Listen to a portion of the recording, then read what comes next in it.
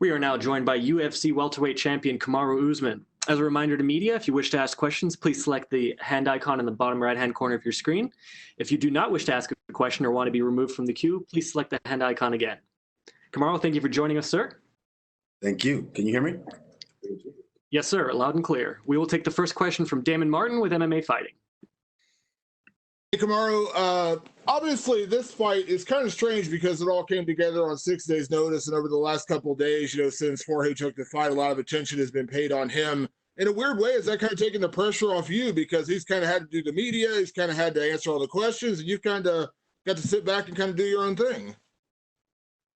Yeah, I mean, things like that don't really bother me because I know I've prepared myself, and I've done all I can to control what I could control. So that's all on him. I mean, he took the fight on short notice, but let's not think that he hasn't been training for this. Like, he has to train for one guy, and that's me. And I was training for a completely different guy. But every time you step in as a champion, you're gonna feel pressure. But that's what champions do, is how they are able to get over that. To that point, we've seen that, short notice for him is being talked about, but there's also a short notice factor for you because, Gilbert Burns is a much different fighter than Jorge Masvidal. And I don't think anyone would have blamed you if you said, I don't want to fight a different guy on 6 days' notice. So why were you willing to do that?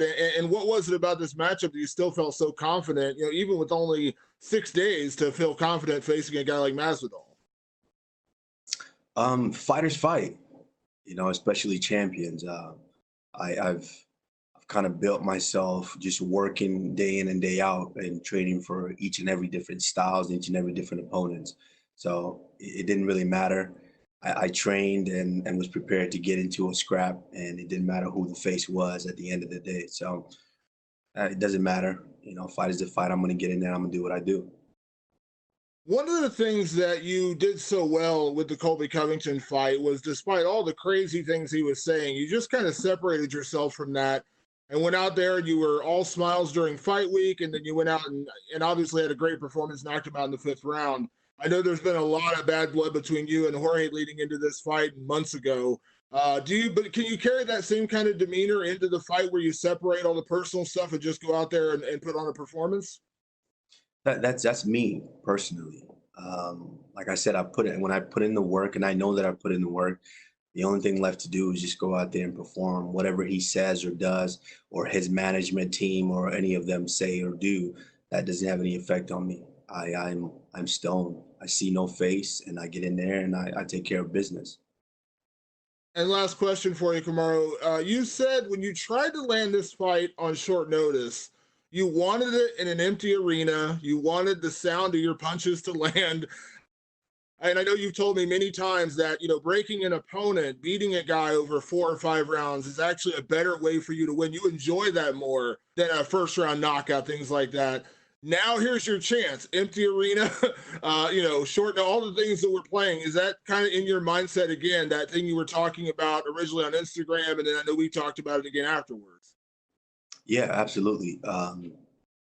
There's a different fight that you fight as a fighter. There's a different fight that you fight with yourself internally and mentally when you're fighting somebody, and sometimes you can kind of get lost in it when you're in a stadium full of 20,000 people, and that could actually uplift you, or sometimes it can be a detriment. But when you have to fight that fight and there's no other voices but that voice in your head, and then now you got a guy beating your ass and he's talking to you and telling you things and letting it be known just his dominance over you. It's another level of breaking somebody mentally. Like, there's a reason why I love to break guys over the course of the entire fight, because you land a quick punch and you knock the guy out in the 1st round, and the guy can carry on his career saying, oh man, if I had just protected myself against this, I got caught. That was it. I got caught in this submission. I didn't know it. I didn't this and that, blah, blah, blah. There's different type of excuse. But when you beat their ass from start to finish the whole time and outclass them completely, it breaks them internally. It takes something away from them that they can never gain back. That's a fight they don't want to fight again. Thank you, Kamaru. And we will take our next question from Jim Varsalone with the Miami Herald. Yeah, thank you, champ. I'm wondering first, what is it like being there at Fight Island, being part of this super card mega event? and then also some of the disappointment when Gilbert got tested positive and possibly not being able to fight on this big event. I mean, it's great being here on Fight Island. I think Dana and Dana White and the UFC did an amazing job of putting something like this together. I mean, it's incredible just to see the precautions that they took from from bottom to top. And on top of it, yeah, I was disappointed when Gilbert fell out. It's tough to put in a training camp. Like I took time away from my daughter. I've never done that before. I moved away and I wasn't able to see my baby girl each and every day. That it was different. It's a different mindset that it puts you in. It's a different state of mind. And so when the fight fell out, I was very disappointed. And as I mentioned, I was on my way back to her, and then I get the call midway through that travel day that, hey, we might have a fight for you. So I'm just grateful. I'm grateful to be a part of this. I'm grateful for everything that these guys have done, put together, and I can't wait to go out there Saturday night and put on another performance.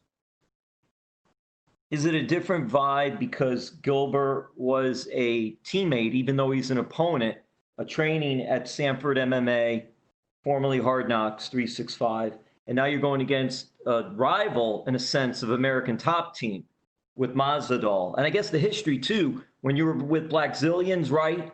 You beat American Top Team for the finals in that battle. Does it present a little more, give it a little more cachet because it is ATT as well as Jorge? For that, in that aspect, the fact that it is ATT, I guess, because I know Dan Lambert very well, and it's another one. It's another one that I get to put a check by.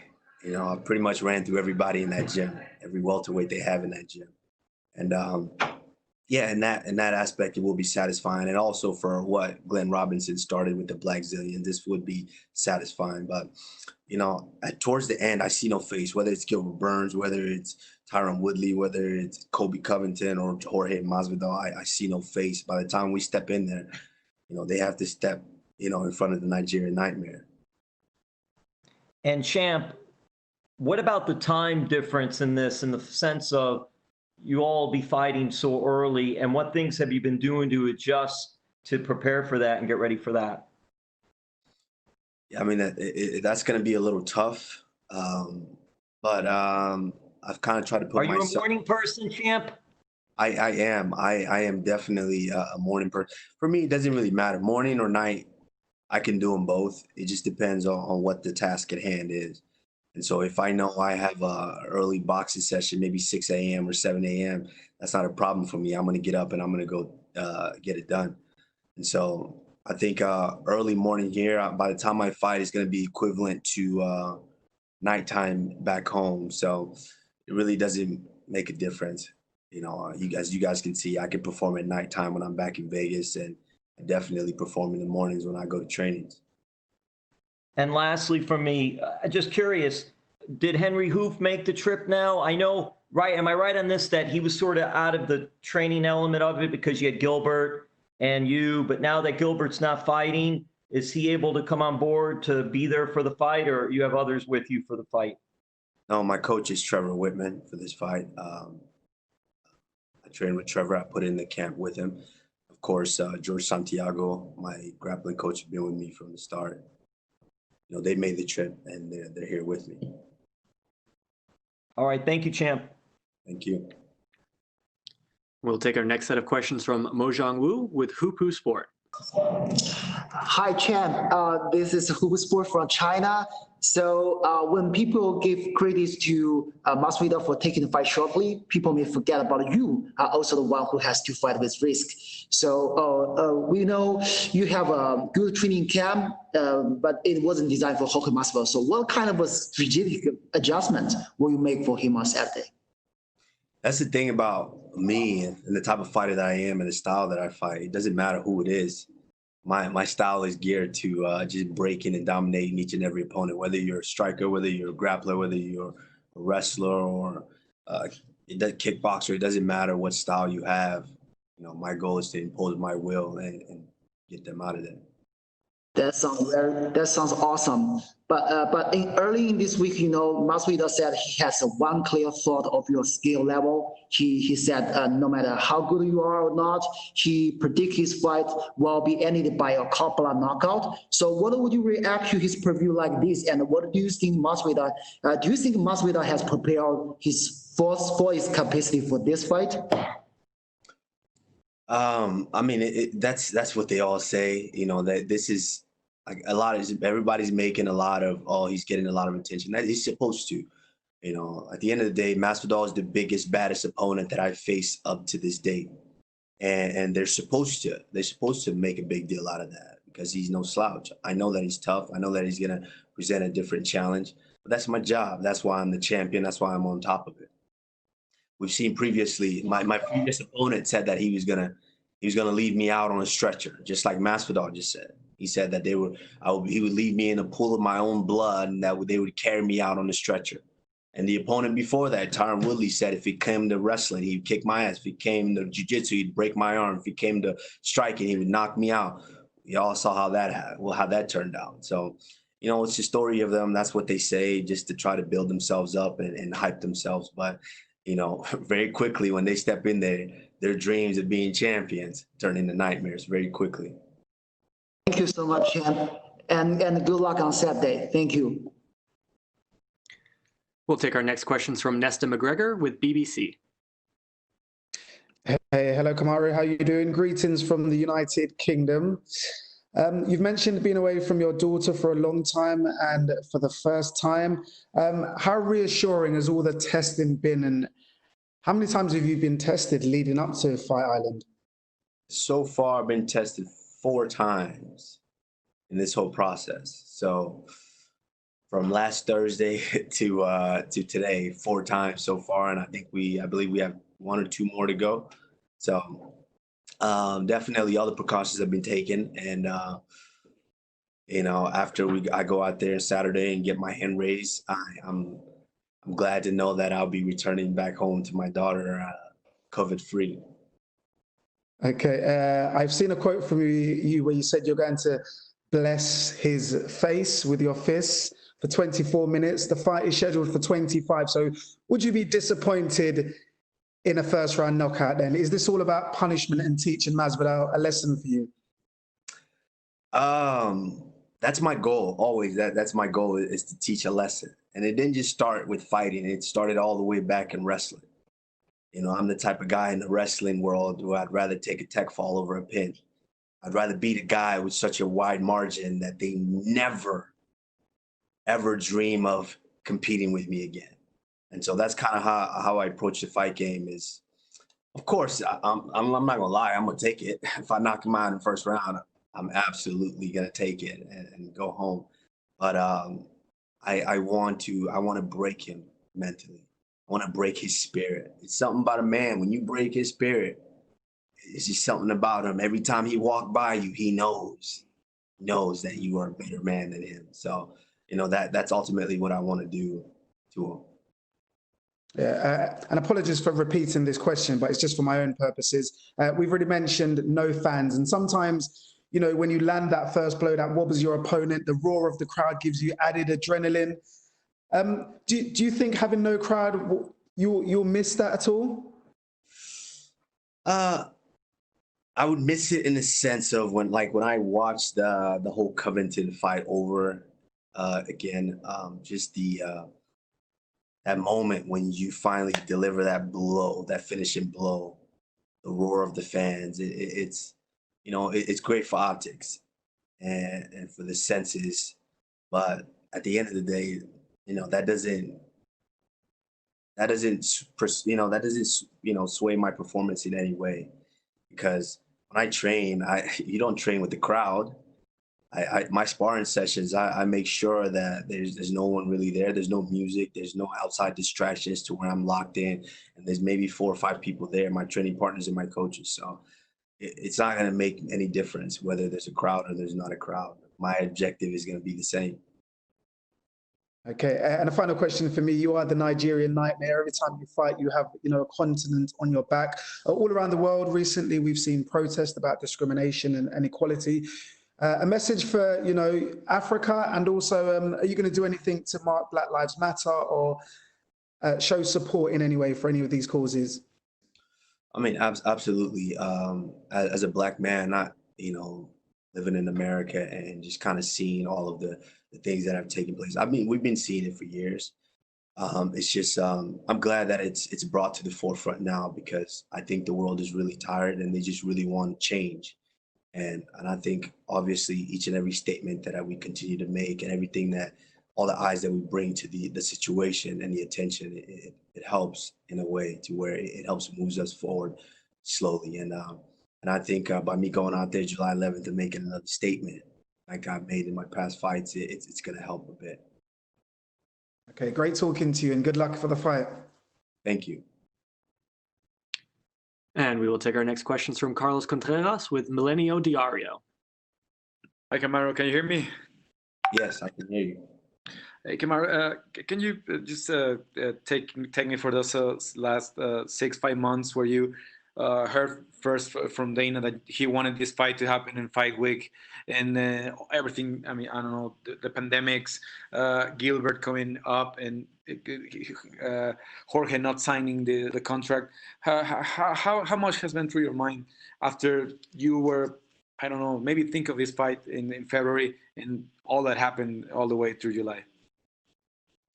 A lot has gone through my, a lot has gone, happened. This was the next step of my vision, of my plan, my goals. This was next. I initially was headlining and becoming champion, and then headlining my own event. And what was bigger than that? Headlining the most important weekend in UFC, fight, which is International Fight.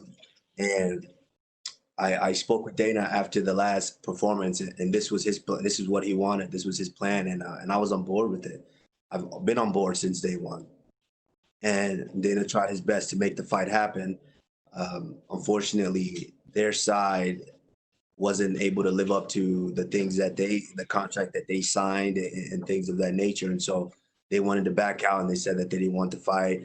And then, of course, it came to Gilbert, and Gilbert said he wanted to fight. And I'm the champion. I have to take on all challengers, and that's what I planned on doing until, unfortunately, events happened, and now we're here. And this was a fight that should have happened all along. Both Jorge and Gilbert for a long time now. Who would you say the better as a fighter?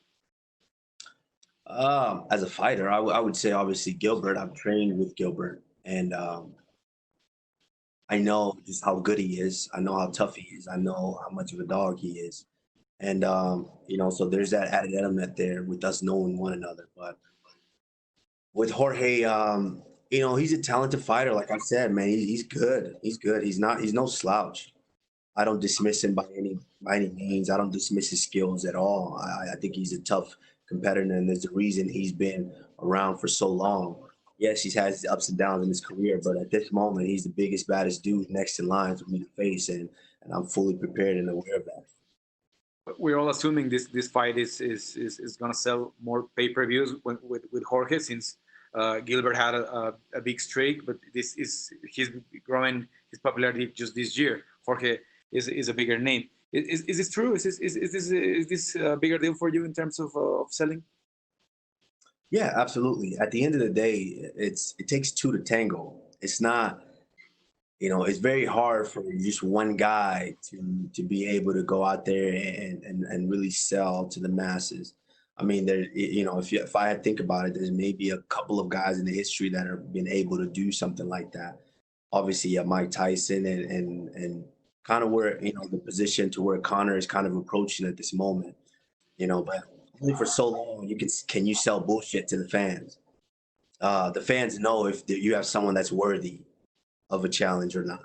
And the fact that Jorge had such an amazing year last year in 2019, it puts him into that category to where he is the next biggest challenge for me. And I'm excited. I can't wait. I think definitely, yeah, this is the fight that people wanted, and it's the fight that the people are getting.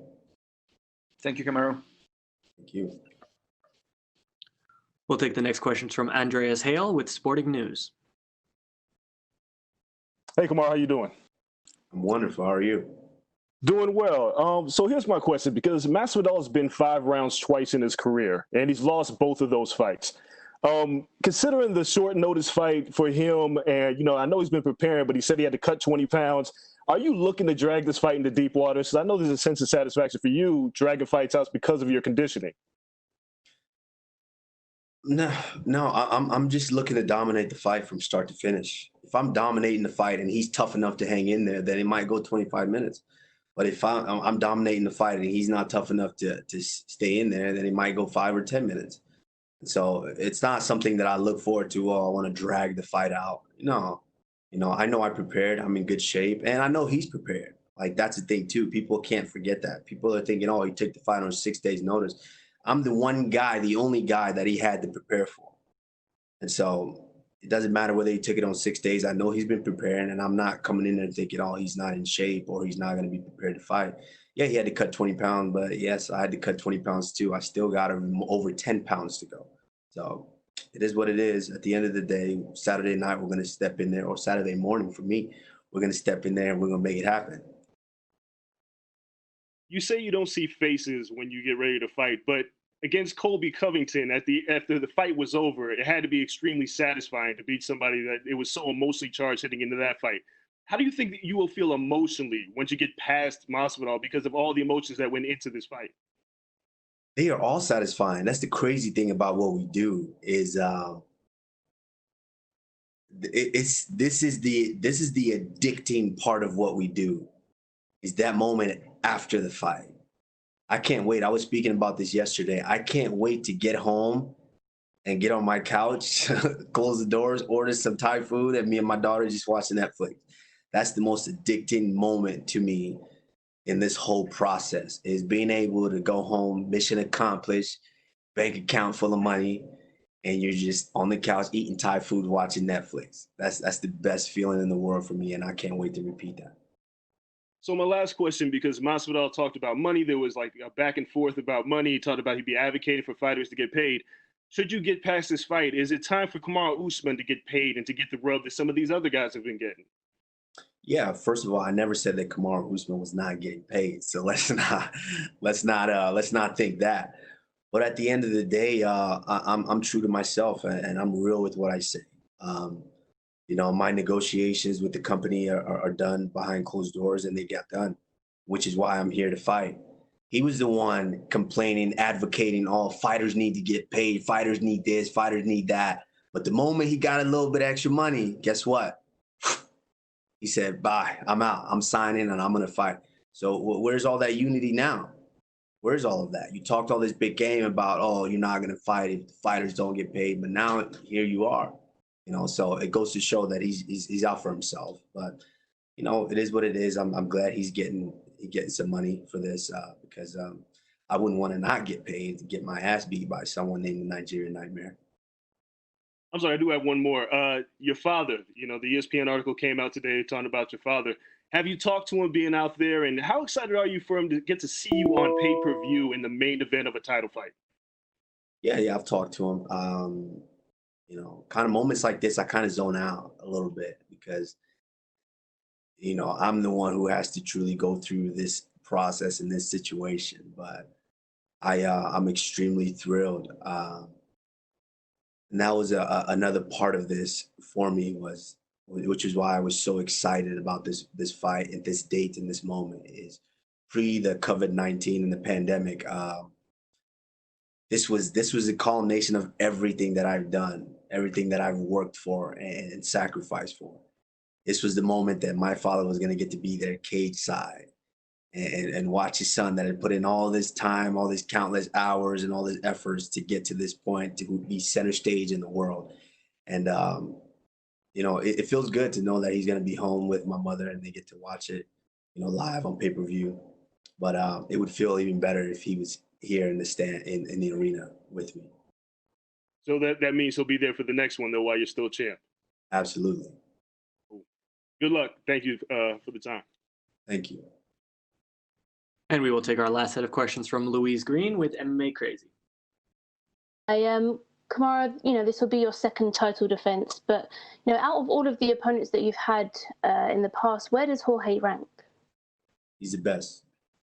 Out of each and every one of them, he's the best. He's the next guy in front of me. He's the toughest guy in front of me. So, I don't take him lightly. I'm going out there with all of that thoughts. The thought that he is the best opponent that I've faced to date, and I have to go out there and treat him accordingly. And obviously he came out of he had the big knockout win over Askren, and then most recently over Nate Diaz. What have you thought about his past performances, and what are you going to be expecting from him on Saturday? No, he's a very, very tough fighter. He's very skilled. There's a lot of things that he does well.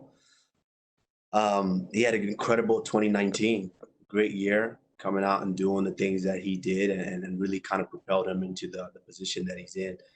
But my job is always to go out there and derail all of that. My previous opponents were doing the same. The one before that had 3 or 4 title defenses back to back, and I went out there and made him look like an amateur. And the last guy was on a 6-7 fight win streak, dominating performances, and I went out there and still got the job done. And nothing changes here. I understand that Jorge's tough. I understand that he's very skilled, and I do believe that he believes that he's going to come out and try to take my head off. I believe that, and I'm going to go out there, and like I said, I'm going to treat him accordingly, and I'm going to discipline him the appropriate way.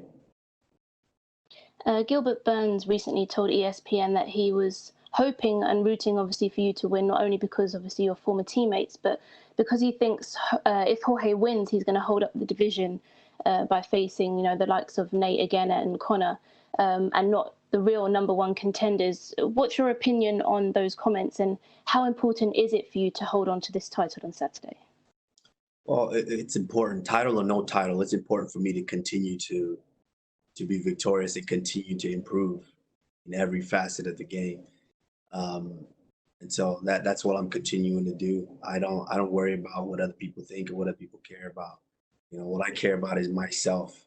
And the best way for me to go out there and represent myself is to be victorious in each and every competition. So, of course, I want to go out there and get the victory in dominating fashion, in exciting fashion, and take on the next opponent, whether it be Conor, whether it be George St. Pierre, whether it be Burns, or whether it be Covington. It doesn't matter. I see no face that the name does not matter. I'm going to prepare the same, and victory is what's on my mind at all costs. Okay, thanks for the time. Thank you. Thank you so much, Kamaru. That is all the time we had for you, sir. All right. Thank you.